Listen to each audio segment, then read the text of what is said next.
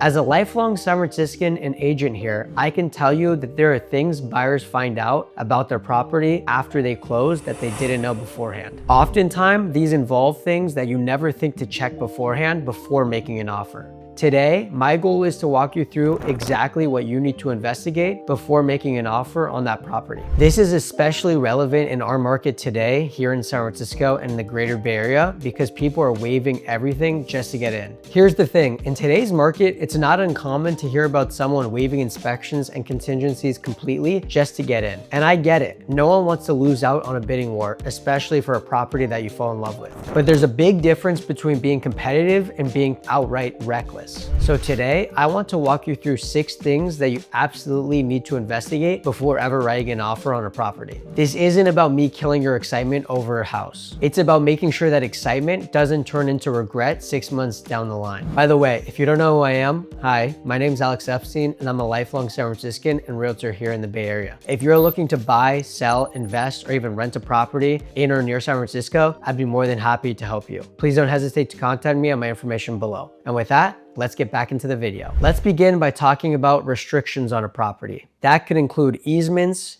deed restrictions, and rental rules. This is step number 1. And let's begin by talking about easements. There could be a shared driveway or a utility easement across the backyard. If you're picturing a garden, ADU, or another addition back there, that could be a problem. An easement can prohibit you building on it, and you'd be pretty upset to figure that out after the fact. Now here in San Francisco, one that's super relevant are rental restrictions. If you're buying with an idea of renting out a unit, you need to understand San Francisco's rental laws, especially if you're trying to rent short-term on a website like Airbnb. Places in San Francisco can have very strict short-term rental rules. And if you're buying a multi-unit property, you need to understand rent control. You'd want to understand exactly what is and isn't allowed. This will affect your ability to raise rents, do an owner move-in, or eventually even selling units separately. This is not something you want to learn about after you already own the building. Well, you might be wondering how you can check on these things. Early on, your agent should pull the preliminary title report, also known as the prelim. This should show recorded easements and restrictions on the property. For rental rules, that's a conversation you should begin having with your agent and then possibly even a real estate attorney. Again, ideally, all of these things should happen before you ever even write an offer on the property.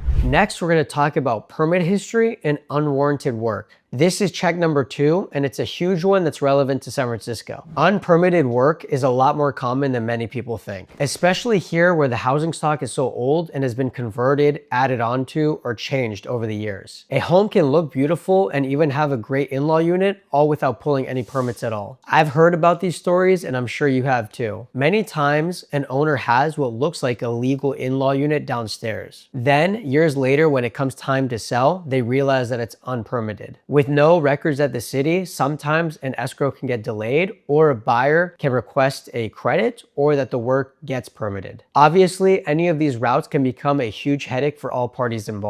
So before you ever write an offer, pull the permit history from the San Francisco Department of Building Inspections website. After all, it's public record. One thing I strongly suggest is to compare the assessor's records for square footage and total unit count compared to the subject property and how it was marketed. If the numbers don't match, say there's a bedroom or unit that isn't reflected in the permit history, then that's a signal that you should ask more questions. This should be done before you're in contract and not after. Up next is to check things whether you're buying a condo, co-op, or TIC. Most buyers focus on the bylaws, and obviously you should be looking at those thoroughly as well. People want to know whether they can have a pet, can rent out their unit, and what the noise restrictions are in case they want to do something like, let's say, have a renovation. Those matter, but I would argue that the financials of the HOA matter even more. You want to know if the HOA has a healthy reserve fund. I'd also wonder if there's any pending litigation against the HOA. And here's something that you should know. If a lender finds any active litigation against the HOA, it might be very difficult for you to get a mortgage on the property. You would also want to know about special assessments. Has one happened already, or are there any being discussed? San Francisco has a lot of older condo buildings, many of which have building-wide issues. Things like roof replacements, seismic retrofits, or plumbing repairs, which can all trigger a special assessment that can cost lots of money. I've heard of this costing tens of thousands of dollars for each individual owner. If you don't check the HOA financials in depth before you buy, You might purchase and later down the line in the not so long future, experience a big bill that you weren't expecting. This information should be widely available in your HOA disclosure documents that you can read well before you put an offer in on a property. I'd recommend doing your due diligence thoroughly and reading into not just the bylaws, but looking into the HOA financials. Up next, we're gonna talk about the neighborhood and future developments. The next check is to look at the neighborhood itself and what's coming into it. First, let's get the basics out of the way, which is that you should be walking the block at different points of the day. I'd recommend at least once in the morning, midday, and evening so that you can get a full picture before going in. You might want to see things about what the foot traffic is like, what the parking situation is like, and what it actually feels like to live there on a day-to-day basis rather than just seeing it on a Sunday for an open house. But here in San Francisco, there's a bigger piece to this, which can be future development. While permits and projects can feel like they take a long time, things can change rather quickly.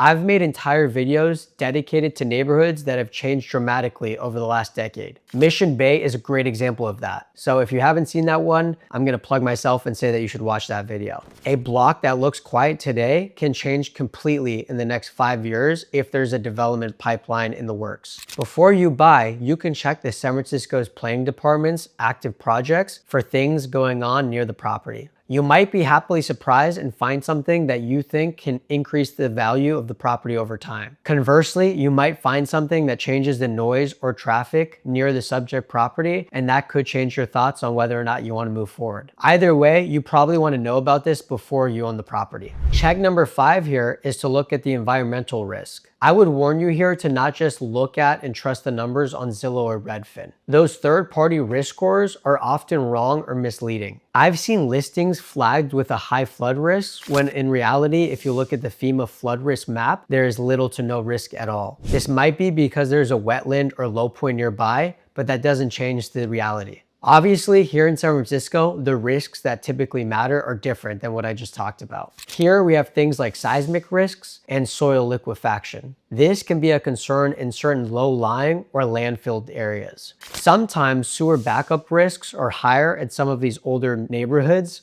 especially for ones that have combined sewer systems. Rather than taking a third party's website's word for it, I recommend going to the actual sources. USGS and ABAG are ones to check out. These have liquefaction maps for seismic and soil risks. You can find the city's own flood and sewage data through SFPUC. And lastly, you can check out FEMA's official flood maps if you want to learn about flood zones. These might take a little more effort than glancing at a badge on a listing. But it's the difference between knowing your actual risk and guessing it or trusting in a third-party website.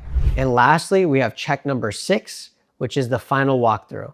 I cannot stress this one enough. Do not skip the final walkthrough. You'd be surprised how often I hear about this. And I get it. People can be busy and escrows can go smoothly, so people just assume everything's fine. Your final walkthrough is your last chance to check on the property between when your offer was accepted and when you finally close. You might just find a water heater that's failed or a leak that just began. Sometimes things can get damaged during the seller's move out. If you catch it during the final walkthrough, this is something that you can address before you are the legal owner of that property. If you catch it after you've already signed and gotten the keys, then it's your problem to deal with. It might take 20 minutes, so do it every single time. Okay, so to recap, before you ever make an offer on a home, there are multiple things you should be looking out for. Check the restrictions and rental rules, check the permit history, check the HOA financials, check the neighborhood and what might be developing nearby, and check the real environmental risk without trusting a third-party website. Most importantly, never skip the final walkthrough.